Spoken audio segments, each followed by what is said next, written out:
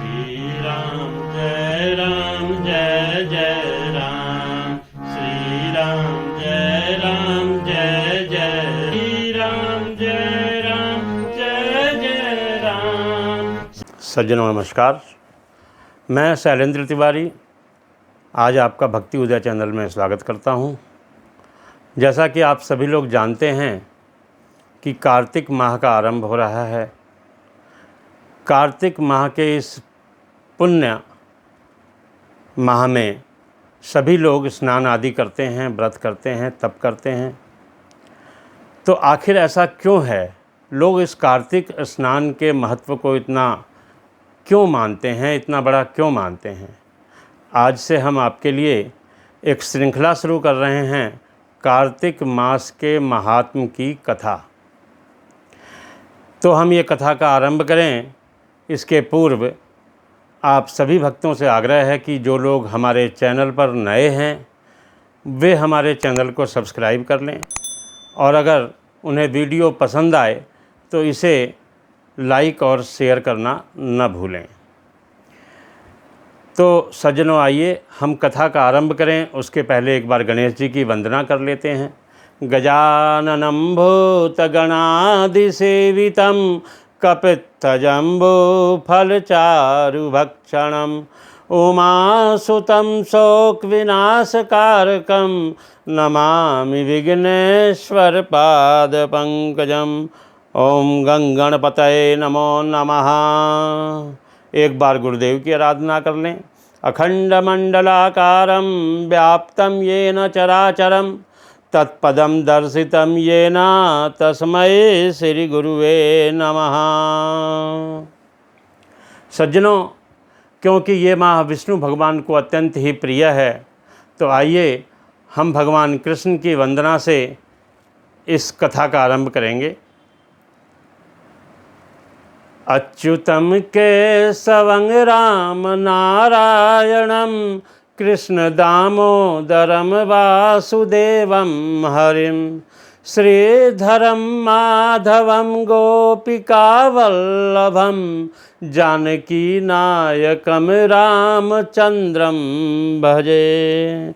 श्री हरि विष्णुवे नमो नमः। सज्जनों, नैमिषारण्य तीर्थ में श्री सूत जी 88,000 शौनक आदि ऋषियों के प्रश्नों के उत्तर में कह रहे हैं कि हे ऋषियों, अब मैं आपको कार्तिक माह की कथा विस्तार पूर्वक सुनाता हूँ, जिसका श्रवण करने से मनुष्य के सभी पाप नष्ट हो जाते हैं और अंत समय में वैकुंठ धाम की प्राप्ति होती है। सूत जी कहते हैं कि एक समय की बात है, देव ऋषि नारद कल्प वृक्ष के दिव्य पुष्पों को लेकर द्वारिका में भगवान श्री कृष्ण का दर्शन करने के लिए आए।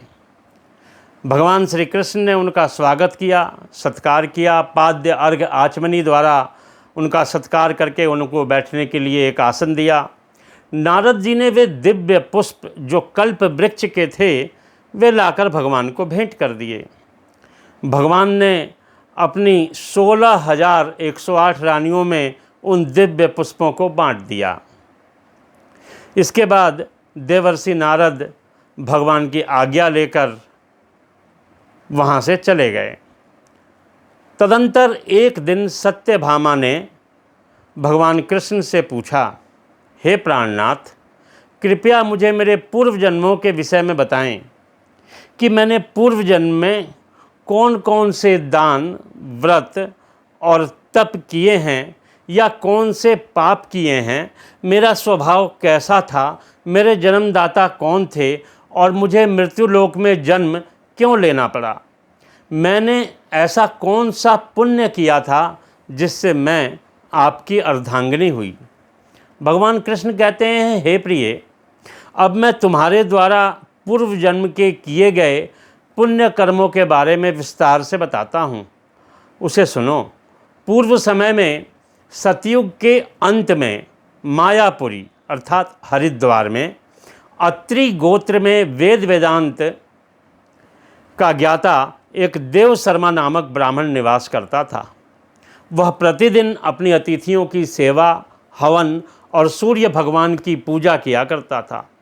वह सूर्य के समान तेजस्वी था। वृद्धावस्था में उसे एक कन्या प्राप्त हुई संतान के रूप में, और वो बड़ी गुणवती थी। उस पुत्रहीन ब्राह्मण ने अपनी कन्या का विवाह अपने ही चंद्र नामक शिष्य के साथ कर दिया। वह चंद्र को अपने पुत्र के समान ही मानता था और चंद्र भी उसे अपने पिता की भांति सम्मान देता था। एक दिन वे दोनों कुश और समिधा लेने के लिए जंगल में गए। तब वे हिमालय की तलहटी में भ्रमण कर रहे थे। तब उन्हें एक राक्षस आता हुआ दिखाई दिया। उस राक्षस को देखकर भय के मारे उनके अंग शिथिल हो गए।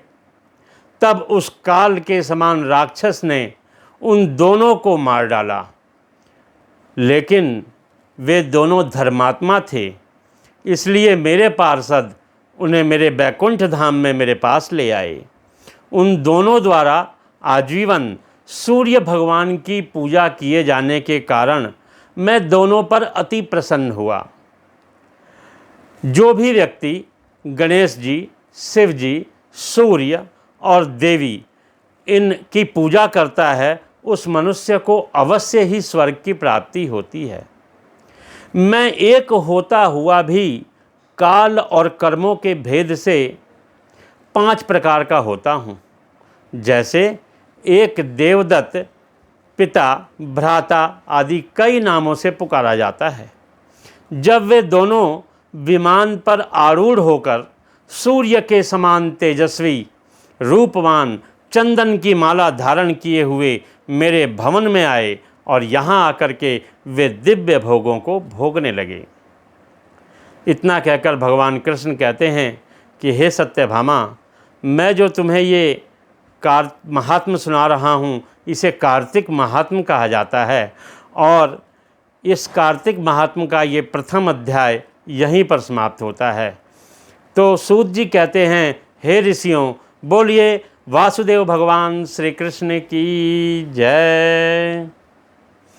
जब तक हम अगला अध्याय लेके आएँ दोस्तों, तब तक अच्युतम केशवं कृष्ण दामोदरम राम नारायणं जानकी वल्लभम। अच्युतम केशवं कृष्ण दामोदरम राम नारायणं जानकी वल्लभम। जय श्री कृष्णा।